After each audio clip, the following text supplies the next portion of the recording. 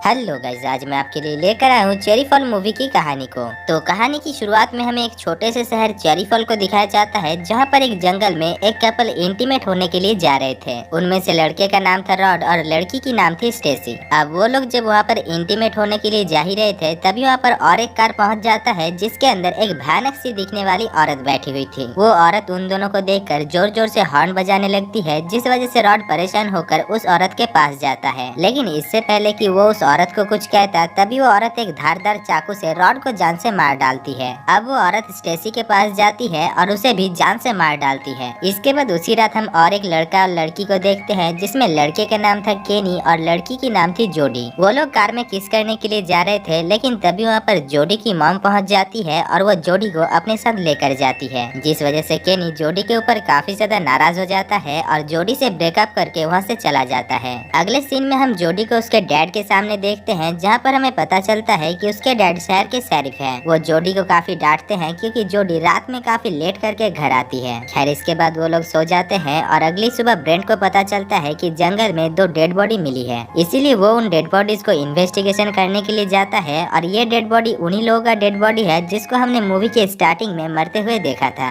खैर, शेरिफ को रॉड और स्टेसी की डेड बॉडी देखकर काफी बुरा लगता है और वो उनके स्कूल में इन्वेस्टिगेशन करने के लिए जाता है। इसी बीच हमें पता चलता है कि स्कूल के प्रिंसिपल, जिसका नाम था टॉम, वो शेरिफ ब्रेंट के बचपन का दोस्त है। इसीलिए वो दोनों वहाँ पर काफी देर तक बातें करते हैं और शेरिफ ब्रेंट बच्चों से पूछताछ करने के लिए क्लासरूम के अंदर जाता है। यहाँ पर हम प्रोफेसर मार्लिन स्टोन को देखते हैं, जो बच्चों को पढ़ा रहा होता है और इसके बारे में हमें आगे और भी बहुत कुछ जानने को मिलेगा। खैर, शेरिफ ब्रेंट उन दोनों मर्डर्स के बारे में उन बच्चों से पूछताछ करते हैं, लेकिन कोई भी उसके सवालों का जवाब नहीं देता। रात को हम फिर से उस किलर औरत को देखते हैं, जो एक लड़की के घर जाती है और जब उसके पेरेंट्स घर से चले जाते हैं, तभी उसके दरवाजे को वो नॉक करने लगती है। इसी बीच वो अपना नाम लॉरेली शर्मन बताती है और जब वो लड़की दरवाजा खोलकर बाहर आती है, तभी वो उस लड़की को जान से मार डालती है। इसके बाद जब उसके पेरेंट्स घर पर आते हैं, तभी वो अपनी बेटी को मरा हुआ देखकर काफी डर जाते हैं और पुलिस को कॉल करते हैं। थोड़ी देर में वहाँ पर शेरिफ ब्रेंट भी पहुँच जाता है और वो उन डेड बॉडीज को देखकर नोटिस करता है कि उन सभी डेड बॉडीज के बॉडी में वर्जिन लिखा हुआ था, यानी वो किलर उन्हीं लोगों को मार रहा है जो कि प्योर है, यानी वर्जिन है। अब इन सारी चीजों को देखने के बाद शेरिफ ब्रेंट एक मीटिंग बुलाता है, जहाँ पर शहर के सभी बच्चों के पेरेंट्स शामिल होते हैं। यहाँ पर ब्रेंट उन सभी लोगों से कहता है कि वो किलर उन्हीं लोगों को मार रहा है जो कि वर्जिन यानी प्योर है। अब ये सब कुछ सुनने के बाद वो सभी पेरेंट्स बौखला जाते हैं और शेरिफ ब्रेंट के साथ ही लड़ाई करने लगते हैं, क्योंकि उन्हें लग रहा था कि शेरिफ ब्रेंट का कहने का मतलब है कि वो लोग अपने बच्चों के साथ मुंह मार के उन्हें अनप्योर कर दे। वहीं दूसरी तरफ हम जोडी और उसका एक दोस्त टिमी को देखते हैं, जो छुपकर उस मीटिंग में हुई बातों को सुन रही थी। तभी टिमी को उसके घर से एक कॉल आता है और टिमी उस कॉल को पिक करने के लिए जोडी से दूर जाता है, लेकिन काफी देर तक जब वो वापस नहीं आता, तभी जोडी परेशान हो जाती है और उसे ढूंढने लगती है। इसी बीच उसे ढूंढते ढूंढते वो बेसमेंट तक पहुंच जाती है, जहां पर उसे टिमी की लाश देखने को मिलती है, जिसको देखकर वो काफी डर जाती है। इसके बाद वो वहां से जाने लगती है, लेकिन तभी वो किलर औरत उसके ऊपर भी हमला कर देती है और उसे मारने लगती है। पर जोडी किसी तरीके से उस किलर औरत को ही घायल करके वहाँ से निकल जाती है और अपने पिता के पास यानी शेरिफ ब्रेंट के पास आकर उसे सब कुछ कह देती है। इसके बाद शेरिफ ब्रेंट उस किलर औरत को पकड़ने के लिए बेसमेंट के अंदर जाता है, लेकिन अंदर पहुंचकर उसे कोई भी नहीं मिलता, क्योंकि वो औरत तब तक वहां से भाग चुकी थी। अगले सीन में हम जोडी को पुलिस स्टेशन में देखते हैं, जहां पर उस किलर औरत के स्केच को बनाया जा रहा होता है। अब स्केच बन जाने के बाद जोडी को घर भेज दिया जाता है और शेरिफ ब्रेंट प्रिंसिपल टॉम को कॉल करता है। इसी दौरान वो टॉम से कहता है कि जोडी ने जिस किलर औरत की स्केच को बनवाई है, वो लॉरेली शर्मन की तरह दिखती है, जो कि 27 साल पहले ही मर चुकी है। अब लॉरेली शर्मन कौन है और वो किस लिए वर्जिन लोगों को मार रही है, वो तो हमें आगे ही पता चलेगा। खैर, दूसरी तरफ हम जोडी को देखते हैं, जो कनेक्टेड टेलीफोन की मदद से ब्रेंट और टॉम के बीच हुई बातों को सुन लेती है और वो लॉरेली शर्मन के बारे में जानने के लिए स्कूल लाइब्रेरी जाती है और उसके बारे में रिसर्च करने लगती है। अब जब वो रिसर्च कर ही रही थी, तभी उसकी मॉम भी वहाँ पर पहुँच जाती है और काफी देर तक पूछने पर वो सब कुछ सच सच बता देती है। वो कहती है कि आज से करीब 27 साल पहले 4 लड़कों ने एक लड़की, जिसकी नाम थी लॉरेली, उसके साथ जबरदस्ती किया था, लेकिन क्योंकि वो लड़की अनाथ थी और उसकी कोई भी पेरेंट्स नहीं थे, इसीलिए उसे जस्टिस नहीं मिली। इसके बाद एक दिन अचानक वो गायब हो गया और उसका कोई भी पता नहीं चला। अब ये सब कुछ सुनने के बाद जोडी अपने मॉम से पूछती है कि वो 4 लड़के जो उस लड़की के साथ जबरदस्ती किया था, वो कौन है, जिसके जवाब में उसकी मॉम उससे कहती है कि उनमें से 2 लड़के अभी मर चुका है और बचे हुए 2 लड़के और कोई नहीं बल्कि उसके फादर ब्रेंट और प्रिंसिपल टॉम है। अब ये सब कुछ सुनकर जोडी अपने पिता के ऊपर काफी ज्यादा गुस्सा हो जाती है, क्योंकि उसे इस बात का पता नहीं था कि उसके पिता इतना ज्यादा घटिया इंसान है। दूसरी तरफ हम स्कूल में बाकी सारे बच्चों को देखते हैं जो डिसाइड करते हैं कि वो लोग स्कूल में एक पार्टी ऑर्गेनाइज करेंगे, जहाँ पर वो लोग एक दूसरे के साथ इंटीमेट होंगे ताकि वो किलर उन्हें जान से ना मारे। खैर इसके बाद सैरी ब्रेंट प्रिंसिपल को कॉल करता है और उसे शाम को मिलने के लिए कहता है। लेकिन शाम को सैरी ब्रेंट जब प्रिंसिपल के घर जाता है तभी वो देखता है कि उस किलर ने तब तक प्रिंसिपल को मार दिया था, जिसको देखकर वो काफी डर जाता है और तभी वो किलर औरत सैरी ब्रेंट को भी पीछे से मारकर बेहोश कर देता है। इसके बाद हमें उन बच्चों की पार्टी को दिखाया जाता है जहाँ पर वो लोग एक दूसरे के साथ घपाघप कर रहे थे और बाहर पुलिस उन्हें सिक्योरिटी दे रहा था ताकि वो किलर औरत वहाँ पर आकर उन्हें मार न सके। इसी दौरान हम पार्टी में केनी को भी देखते हैं जो किसी के साथ भी घपाघप नहीं करता, क्योंकि वो जेडी के गुफा में ही अपने घोड़े को दौड़ाना चाहता था, इसलिए वो जेडी को लाने के लिए वहाँ से चला जाता है। दूसरी तरफ हम जोडी को देखते हैं जो प्रोफेसर मार्लिंगटन के घर आती है और वो देखती है कि प्रोफेसर मार्लिंगटन एक बॉक्स को घर के अंदर ले जा रहा था, इसीलिए वो उसकी मदद करती है। लेकिन घर के अंदर पहुंचकर वो देखती है कि उस बॉक्स के अंदर और कोई नहीं बल्कि उसके पिता यानी सैरी ब्रेंट है, जिसको प्रोफेसर मार्लिंगटन ने बहुत ही बुरी तरीके से बांध कर रखा हुआ था, जिसको देखकर जोडी काफी डर जाती है और हमें पता चलता है कि वो किलर और कोई नहीं बल्कि प्रोफेसर मार्लिंगटन है। खैर इसके बाद प्रोफेसर मार्लिंगटन जोडी को भी पकड़ लेता है और जोडी और सैरी ब्रेंट को बेसमेंट के अंदर लेकर जाता है। वहाँ पर पहुंचकर वो ब्रेंट से 27 साल पहले क्या कुछ हुआ था इसके बारे में पूछता है और ब्रेंट भी सब कुछ सच सच बता देता है। वो कहता है कि आज से करीब 27 साल पहले वो और उसके 3 दोस्त मिलकर लॉरेली शर्मन नाम की एक लड़की के साथ जबरदस्ती किया था, जिसके बाद वो लड़की प्रेग्नेंट हो गई थी और उसे जस्टिस ना मिलने की वजह से वो वहाँ से कहीं चली गई थी। अब ये सब कुछ सुनकर प्रोफेसर मार्लिंगटन कहता है कि लॉरेली शर्मन और कोई नहीं बल्कि उसकी मॉम है, जिसके साथ उन लोगों ने घटिया काम किया था, इसीलिए वो उसकी मॉम को जस्टिस दिलाने के लिए वर्जिन लड़कियों की सील तोड़ रहा है। इधर हम केनी को देखते हैं जो जोडी को ढूंढते हुए प्रोफेसर के घर के पास पहुंच जाता है और दरवाजे को नॉक करने लगता है, जिस वजह से थोड़ी देर में प्रोफेसर बाहर आकर केनी को मारने लगता है और केनी किसी तरीके से उस प्रोफेसर से बचकर घर के अंदर घुस जाता है। लेकिन अंदर उसे किसी के चीखने की आवाजें सुनाई दे रहा था, इसीलिए वो उसे चेक करने के लिए बेसमेंट के अंदर जाता है, जहाँ पर पहुंचकर वो देखता है कि सैरी ब्रेंट और जोडी बंधी हुई है, इसीलिए वो उन्हें फ्री करने के लिए जाता है। वहीं दूसरी तरफ हम प्रोफेसर मार्लिंगटन को देखते हैं जो किसी तरीके से दरवाजा तोड़कर घर के अंदर आ जाता है और सैरी ब्रेंट को जान से मार डालता है, जिसको देखकर केनी और जोडी काफी डर कर वहाँ से भागने लगता है और भागते भागते वो लोग स्कूल बिल्डिंग तक पहुँच जाते हैं, जहाँ पर पहुँचकर वो लोग देखते हैं कि सभी बच्चे एक दूसरे के साथ टपाटप कर रहे थे। तभी वहाँ पर वो किलर लेडी यानी प्रोफेसर मार्लिंगटन पहुँच जाता है और उन सभी को अंधाधुन मारने लगता है। इसी बीच वो जोडी के ऊपर भी अटैक करता है, लेकिन जोडी किसी तरीके से उसे बालकनी से नीचे गिरा देता है, जिस वजह से वो एक लकड़ी के ऊपर गिरता है और वो लकड़ी उसके पेट में घुसने की वजह से वो वहीं पर ही मारा जाता है। और दोस्तों इसी के साथ ही इस मूवी की कहानी खत्म हो जाती है। तो दोस्तों अगर आपको इस मूवी की कहानी और मेरा काम पसंद आया है तो वीडियो को दिल से एक लाइक कर देना और हमारे साथ जुड़े रहने के लिए चैनल को सब्सक्राइब करके बेल आइकन को भी प्रेस कर